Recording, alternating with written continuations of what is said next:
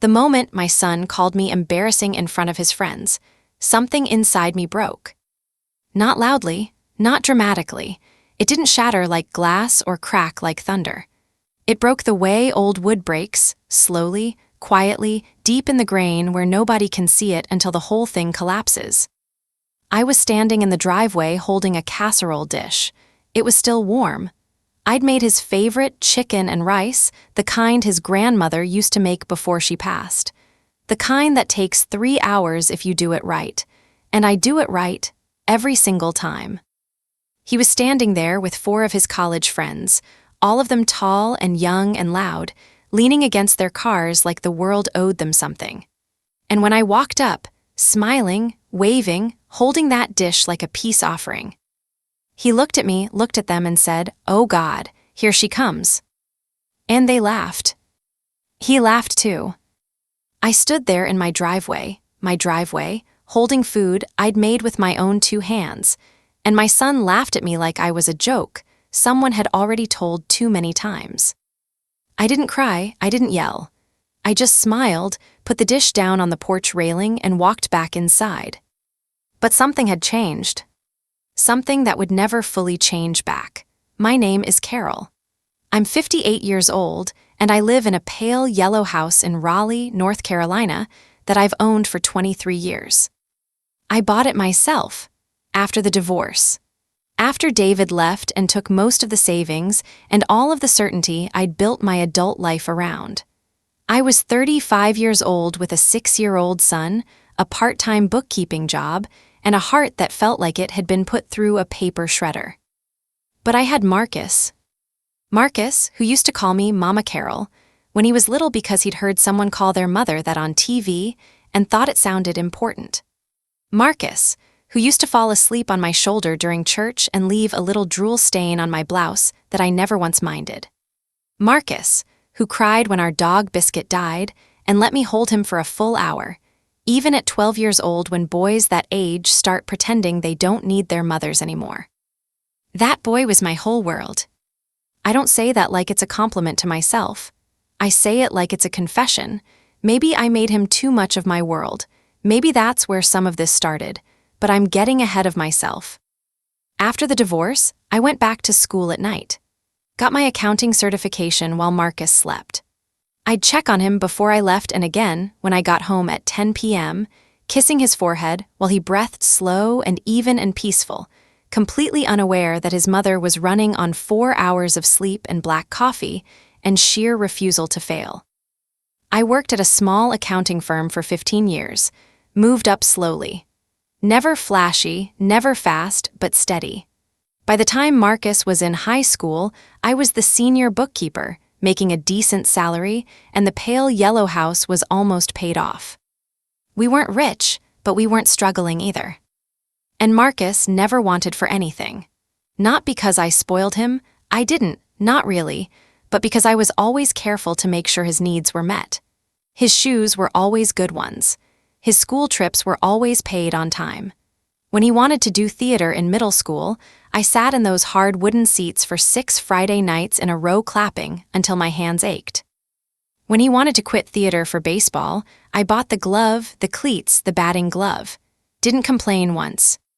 When baseball gave way to gaming, then to DJing, then to, "I just want to hang out, Mom, I don't have to have a thing," I let him be. I loved him without conditions. I thought that was the right thing to do. We had our rhythms, Marcus and me. Saturday mornings were pancake mornings. He'd pour too much syrup, and I'd pretend to be horrified, and he'd grin that crooked grin that looked so much like his father's, it sometimes hurt to look at directly. Sunday afternoons, we'd watch old movies. He didn't love them, but he'd watch them with me anyway, making commentary that made me laugh harder than anything ever had. When he graduated high school and got into UNC Charlotte, I cried for 20 minutes in the Target parking lot, and then bought him a brand new set of sheets and a mini fridge and drove 4 hours to help him set up his dorm room. I hugged him goodbye in that little cinder block room that smelled like industrial cleaner and other people's lives, and I whispered, "I'm so proud of you, baby." He hugged me back tight, whispered, "Love you, Mom." That was 3 years ago. Things change in 3 years, more than you'd think, more than you'd prepare for even if someone warned you. It started small. It always does. Freshman year, Marcus called me every few days, sometimes every day. He was homesick, adjusting, figuring out who he was outside of the house he'd grown up in. I loved those calls. Loved hearing about his professors, his roommate, the dining hall. Food he complained about but ate plenty of. Sophomore year, the calls got shorter, less frequent. He was busier finding his people, settling in. That was normal. Healthy, even, I told myself that. But junior year was different. Something shifted in him that I couldn't quite put my finger on at first. He started coming home less. Spring break, he went to Myrtle Beach with friends instead of coming home. Our summer, he spent mostly in Charlotte, working a part-time job and hanging out. He came home for 2 weeks in July. Spent most of them in his room with headphones on or out with old high school friends I barely remembered. When he did talk to me, there was something impatient in his voice. Like I was asking too many questions, like my curiosity about his life was some kind of intrusion. Mom, you don't need to know every detail. Mom, stop making a big deal out of everything. Mom, you always do this. I didn't know what this was. I tried to ask. He sighed the kind of sigh that said the question itself was exhausting. I told myself it was just his age. College kids pull away. That's what they do. I'd read enough parenting articles to know that this was developmentally normal, emotionally healthy, all of that. But it stung, quietly, persistently, like a splinter you can't quite reach. The calls stopped being daily, then weekly, then whenever he needed something. Hey Mom, can you Venmo me for groceries? Mom, my car insurance is due, can you help? Hey, I need new tires, is that something you could? And I did, every time, without complaint, because he was my son and helping him was as natural as breathing. But here's the thing about breathing, you only notice it when it becomes difficult. The summer before his senior year, he asked if he could bring 4 friends home for a weekend. His buddy Tyler's lease had ended early and they had nowhere to go for a few days. I said yes, of course. I cleaned the whole house, made up the guest room and the pull-out couch, bought extra groceries, planned meals. They arrived on a Friday evening, loud and happy and barely acknowledging me beyond a quick, obligatory, "Hey, thanks Ms. Carroll." I cooked for them all weekend. Breakfast, lunch, dinner, snacks between, did everyone's dishes, washed towels, cleaned the bathroom after 5 college-aged young men had shared it for 48 hours, which I will leave entirely to your imagination. And Marcus, he didn't once say thank you, not once. He was just in performance mode for his friends, being funny, being cool, being the guy he was in that world. I was just the kitchen. I told myself I was being too sensitive. I should have listened to myself more carefully, which brings me back to that Sunday afternoon in September. The day he called me embarrassing. His friends had come back for the long weekend, Labor Day. Once again, I'd said yes. Once again, I'd gone full hospitality mode. I wasn't even doing it for thanks anymore. I was doing it because it was all I knew how to do. I had been cooking since 11 a.m., the chicken and rice casserole. His grandmother's recipe, handwritten on an index card that's now soft as fabric from years of handling. I made a fresh salad. I'd baked cornbread. I set the table properly with the good placemats. I heard them pull in around 3 p.m. I wrapped the casserole carefully and carried it out, thinking, naively, I know now that he might be happy to see me. That he might say, "Guys, my mom makes the best food." That he might have one moment of normal, loving human pride. Instead, oh God, here she comes. And the laughter. I set the dish on the porch railing, I smiled, and I walked back inside.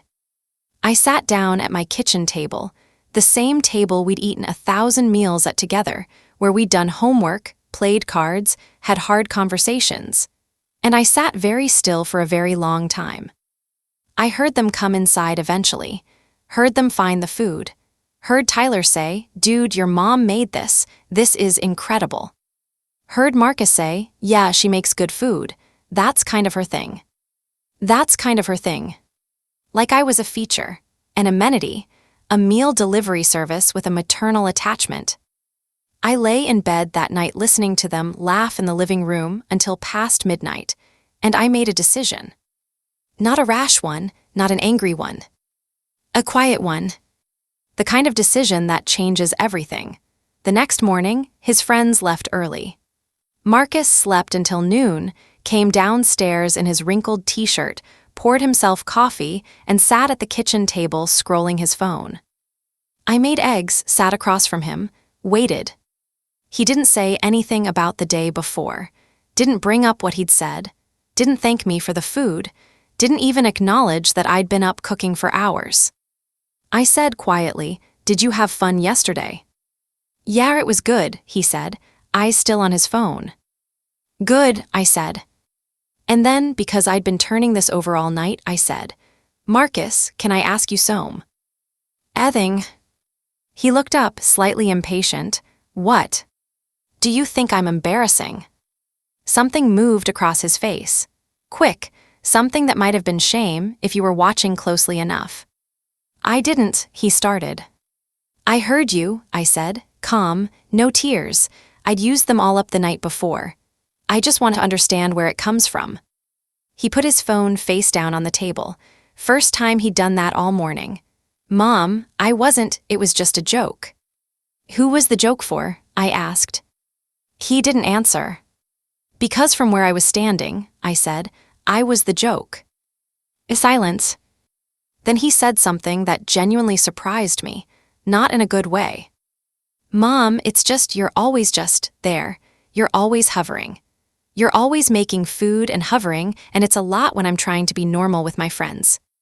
"Normal," I repeated. "You know what I mean." "I actually don't," I said. "Walk me through it. What does hovering look like? Because from where I'm standing, hovering looks like cooking for 8 hours and washing your friends' towels and making up beds and buying groceries for 5 people without being asked." He went quiet again, had the decency to look at the table. "It's just different when your mom's around all the time," he finally said, lamely. "I was in my own house," I said, very quietly. "My house." And then I got up, rinsed my mug, and went to my room to make a phone call. Not to a friend to cry, not to my sister to complain. I called my financial advisor. Because something I hadn't told Marcus, something I hadn't told anyone, had been sitting in the back of my mind for weeks. And what happened the day before had finally pushed me to look at it directly. For the past year, I had been quietly, methodically, helping Marcus financially beyond what he knew. Beyond the car insurance and the groceries and the tires. I had been paying a significant chunk of his apartment rent, $600 a month, that his roommate Tyler had told him was covered by Tyler's parents. Except Tyler's parents had told me privately, after a neighborhood barbecue where I'd happened to meet Tyler's mother Linda, that they weren't paying anything. They thought Marcus's family was covering the full amount. Nobody was paying. The landlord had been getting the full rent. From me, from an account I'd set up specifically so Marcus wouldn't know. He thought Tyler's parents were paying it. Tyler thought Marcus's mom was paying it. Neither of them had ever looked at the actual invoice, never asked a direct question, never followed the money. I'd set up the account months before, intending to surprise Marcus with the knowledge after graduation. "See, baby, I had your back the whole time," as a little gift of sorts. Now I looked at it differently. He didn't know I was paying. Which meant he'd been living in that apartment, accepting what he thought was someone else's generosity, without even the basic awareness of who was actually keeping a roof over his head. And he was calling me embarrassing. I sat with that for a long time. Then I made 2 decisions. One of them Marcus was going to feel immediately. The other one, the one that would matter most, he wasn't going to feel for a while yet. I stopped helping. Quietly, without announcement, without argument, without the dramatic confrontation that would have been so satisfying to fantasize about but would have accomplished nothing real. I just stopped. I stopped sending the monthly rent payment. I didn't cancel it with fanfare. I simply let October's scheduled payment lapse. I stopped responding to Venmo requests within minutes. When he texted asking for grocery money, I waited a day. Then I replied, "I'm sorry, honey. It's a tight month for me. I'm sure you'll figure it out." He was confused. He texted again. "You okay? Is everything all right?" "I'm fine," I said, "just managing some things." I didn't elaborate. I didn't call as much. When he called me, I kept it warm but brief. I didn't ask about his life in that eager, hovering way he found so intolerable. I let there be silences. I let there be space. I went about my life. I signed up for a watercolor class on Tuesday evenings, something I'd been putting off for 3 years. I started going to dinner with my friend Renata on Friday nights. I repainted the kitchen, a warm terracotta color that made me smile every morning. I bought new books and read them slowly and completely, without the interrupted half-attention of someone always waiting for a phone to ring. I felt, strangely, more like myself than I had in years. But November came, and that's when things really started to unravel on Marcus's end. The call came on a Tuesday evening. I was at my watercolor class, trying to capture the way light fell through a window onto a yellow table. I stepped out to take it. "Mom," his voice was different, tighter. "Mom, there's a problem with the apartment." I said nothing, waited. "The landlord is saying we're 2 months behind on our rent." He sent a notice. "Tyler's freaking out. He keeps saying his parents have been paying, but apparently they weren't, and now there's a notice and—" 2 months, I said. "Yeah, the landlord's saying if we don't pay by the 15th, we're going to be in eviction proceedings." I let a beat pass. "That sounds really stressful." "Mom, can you help? Like, can you?" "Marcus," I said, "I need to tell you something." A silence. "I've been paying your rent," I said. "For the past year, from a separate account. Tyler's parents never paid anything. I was covering the full $1,200 a month through an arrangement I set up quietly." Dead silence. "I stopped paying in October," I said, "so it's 2 months behind because I stopped." More silence, and then, "Wait, you were paying what?" I set it up as a surprise. "I was going to tell you when you graduated. I wanted to know that I had your back while you were finishing school." So Tyler never knew. His parents never knew. You assumed someone else was taking care of you, and you never asked. I heard him exhale, long and unsteady. "Mom, The reason I stopped," I said, still calm, still quiet, "is that I had a moment of clarity back in September, and I needed some time to think about what I was doing and why." "The casserole thing," he said, almost a whisper. "That was part of it, yes." A silence. "I'm not punishing you," I said, and I meant it. "I'm not playing games, but I realized I had been taking care of you in ways you didn't even know about, and you'd come to see my presence in your life as embarrassing rather than supportive. And I thought I needed to let you feel what it's like when the support is gone." He was quiet for so long I checked to make sure the call hadn't dropped. "I don't know what to say," he finally said. "You don't have to say anything right now," I said. "I love you, you know I love you, but you need to figure out this rent situation yourself. Call the landlord, talk to Tyler, make a plan. You're 21 years old and you're smart. You can do this." I said goodnight. I went back inside and picked up my paintbrush.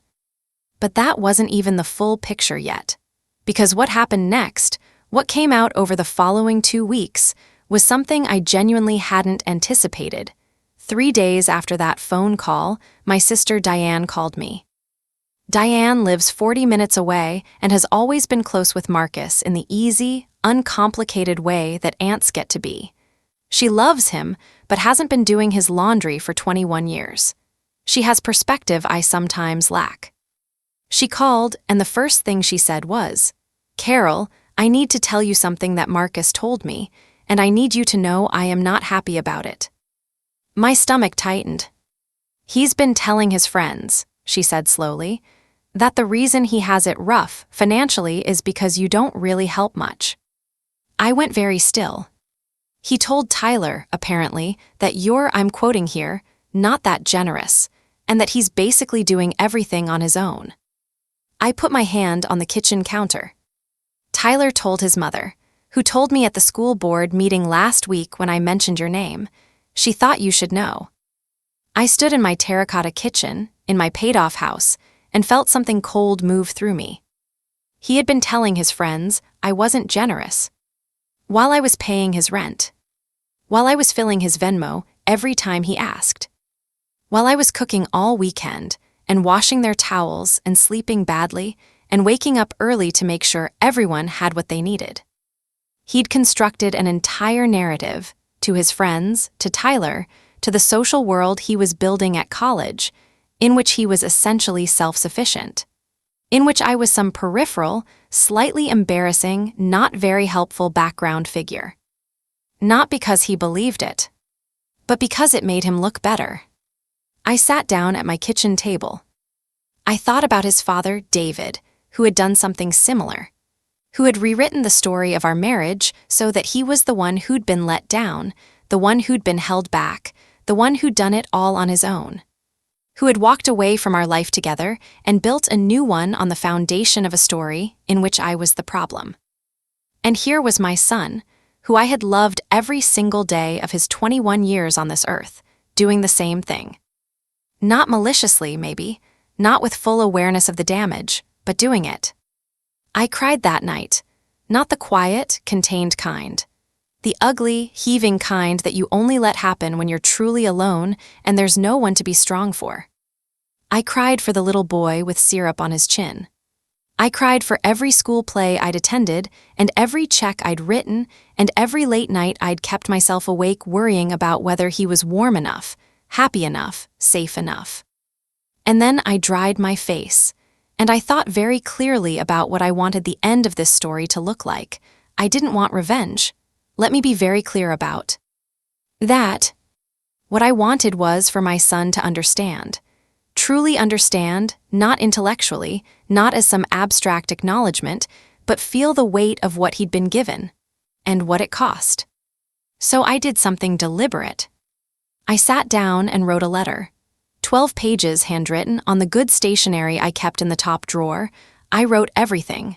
The rent, the account, the tires, the groceries, the Saturday pancakes, biscuit, the nights I'd sat at that table studying while he slept, the divorce, the way I'd rebuilt everything from almost nothing, the way I'd kept rebuilding for him.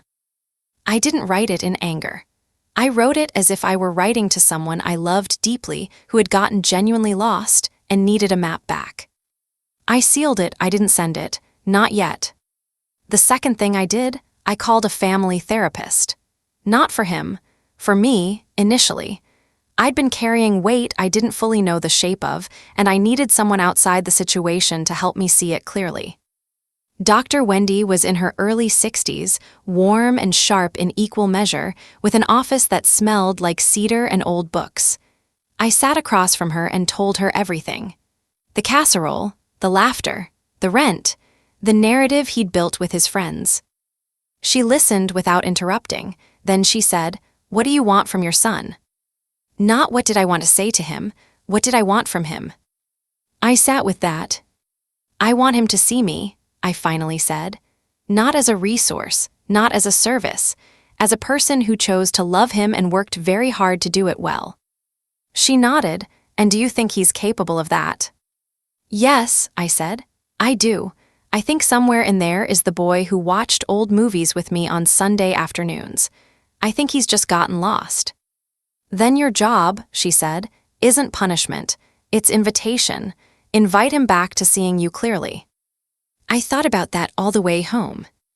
The letter in the drawer, the therapist's question, the 21 years of mornings and meals and quiet, unseen sacrifice. An invitation. 2 weeks later, Marcus drove home. Not because I'd asked him to, because Tyler's mother Linda had called Tyler and told him what she'd told Diane. And Tyler, in a moment of uncomfortable honesty, had confronted Marcus directly. He called me from the car, still 3 hours away. "Mom, I need to come home. I need to talk to you." "Okay," I said. "I mean really talk." "I know," I said. "Come home." I made tea when I heard his car in the driveway. No casserole, no grand production, just tea and the letter on the kitchen table and a quiet Saturday afternoon. He came in looking like he hadn't slept well. Sat across from me at that table that held 20 years of our life between its scratched and beloved surface. I pushed the letter across to him. "Before you say anything," I said, "I want you to read this." He looked at it, looked at me, picked it up. He read for 40 minutes. I sat across from him and drank my tea and watched the afternoon light move across the kitchen floor. 3 times, he stopped reading and looked up at me with an expression I hadn't seen on his face since he was very small. Like the world had just revealed itself to be much larger and more complicated than he'd believed. When he finished, he set it down carefully, like it was something fragile. Then he put his face in his hands. And my son, my 21-year-old, 6-foot-tall son who had laughed at me in the driveway, cried. Not quickly, not politely. He cried the way children cry when they understand something for the first time and the understanding hurts. I didn't move to comfort him immediately. I let him feel it. Dr. Wendy had suggested that. Let him sit in the truth for a moment before you rescue him from it. After a while, he looked up. "I didn't know about the rent," he said. His voice was wrecked. "I know you didn't." "I thought Tyler's." "I know," I said. "But the rest of it," he said, "the stuff I said to my friends, the here she comes." He shook his head. "Mom, I don't have an excuse. I know that's what you want me to say. There isn't one." "I don't need an excuse," I said. "I need you to understand why it happened, not to let you off the hook, but so it doesn't happen again." He nodded slowly. "Tell me," I said, "why did you tell your friends I wasn't generous?" He was quiet for a long time. "Because," he finally said, "I wanted them to think I was doing it myself. I wanted to seem independent, like I hadn't needed my mom to get by." "And what does that say?" "That I was ashamed," he said, "not of you, of needing help, and I pointed it at you instead of at myself." I hadn't expected that level of clarity. It surprised me enough that I had to take a breath. "Your grandfather did the same thing," I said. "Your father did too. It seems to run in the blood, turning gratitude into resentment, because it's easier than sitting with how much someone has done for you." He flinched at being compared to his father. I hadn't said it cruelly. I'd said it truthfully. "I don't want to be like him," Marcus said quietly. "I know," I said. "That's why we're having this conversation." Marcus paid 2 months of back rent from money he borrowed from his friend group, who had, apparently, quite a lot more saved than he did, since he'd been relying on invisible support while they'd been budgeting carefully. It was humbling for him. He told me so later, having to ask his friends for money when he'd been quietly positioning himself as the guy who had his life together. Tyler was, surprisingly, gracious about it. Sat Marcus down and told him he'd never thought less of him for having a mom who helped out, only for pretending he didn't. "My parents pay for everything," Tyler told him. "The difference is I don't pretend they don't." That landed. Marcus got a second part-time job to replace the financial cushion he'd lost, tutoring 2 nights a week. He didn't complain about it, not once, to me. When I asked how it was going, he said, "It's actually fine. I kind of like knowing where my money comes from." Small, but real. He came home for Thanksgiving that year and he cooked. He looked up our family's turkey recipe, his grandmother's, the same handwritten index card tradition that the casserole had come from, and he made it himself. He was in the kitchen for hours. I sat at the table and drank wine and watched him move around my kitchen with a kind of earnest determination that made my heart ache in the best possible way. When he brought the turkey to the table, slightly imperfect and proudly presented, he said, "I finally understand how long this takes." I didn't make a speech. I didn't say, "See, now you get it." I just said, "It's beautiful, baby." And we ate. It's been 8 months since that Saturday afternoon at the kitchen table with the letter and the tea and the quiet light. Marcus graduated in May. I sat in the stands in the hot Carolina sun in a good dress, alone except for Diane beside me, and I cried happy tears when they called his name. He found me afterward in the crowd. I was standing near the big magnolia tree at the edge of the field, trying to retie my sandal strap, and he hugged me the way he used to when he was small. Both arms, full weight, face into my shoulder. He said, "Thank you, Mom, for everything, for all of it." Not because I'd told him to, not because it was the right thing to say in the moment. He said it the way you say something when you finally, truly mean it, when the words catch a little because the feeling behind them is real. I held on for a long time. We've been building something new since then. A different kind of relationship, more equal, more honest. He calls me now not when he needs something, but when something happens that he wants to share. He told me about a girl he's been seeing, asked my actual opinion about a job offer, and then listened to it, really listened, turning it over and considering it. Last month, he called me just to say he'd heard an old movie on TV. One of the ones we used to watch together on Sunday afternoons, and it made him think of me. "Which one?" I asked. "Singing in the Rain," he said. "What made you think of me specifically?" "You used to do the Gene Kelly dance in the kitchen," he said, "when you thought I wasn't watching." I laughed.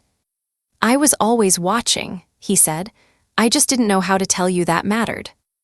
I sat in my terracotta kitchen, in my paid-off pale yellow house, and I let that land somewhere deep. He was watching. He was always watching. He just got lost for a while in the gap between who he was and who he was trying to seem. We all get lost sometimes. The grace is in finding your way back. I'm not telling this story to make you angry at my son. He's a good person. He made a bad mistake. He was young and insecure and trying to build an identity in a world that prizes independence above almost everything else, and he handled that badly for a while. But he came back, and that mattered. I'm telling this story because I know some of you are sitting somewhere right now feeling invisible. Feeling like the things you give, the meals and the rides and the phone calls and the Venmo transfers and the late nights and the constant, quiet, unspectacular work of loving someone are going unnoticed. Maybe they are. But here's what I know. The answer is not to give harder or louder or more desperately. The answer is to know your own worth deeply enough that you can simply stop, quietly, and let the absence speak for itself. You don't have to shout to be heard. Sometimes you just have to leave the room. I left the room, and my son came looking for me. I can't promise that's how it goes for everyone. I know that. Some people leave the room and no one comes. Some stories don't end with a graduation hug under a magnolia tree. But I know this. I am better for knowing my own worth. I am better for the watercolor class and the Friday dinners with Renata and the terracotta kitsch. And the books I finally finished, and the quiet, good life I live inside my own skin. Whether or not anyone else sees it. That's the lesson I was teaching. Not just to Marcus. To myself. If this story touched something in you, if you've ever felt invisible in your own home, in your own life, leave a comment below. You are not alone, and you are not embarrassing. You are the whole kitchen and the table and the light coming through the window. Don't forget to like and subscribe, because next week's story, you are not going to see it coming.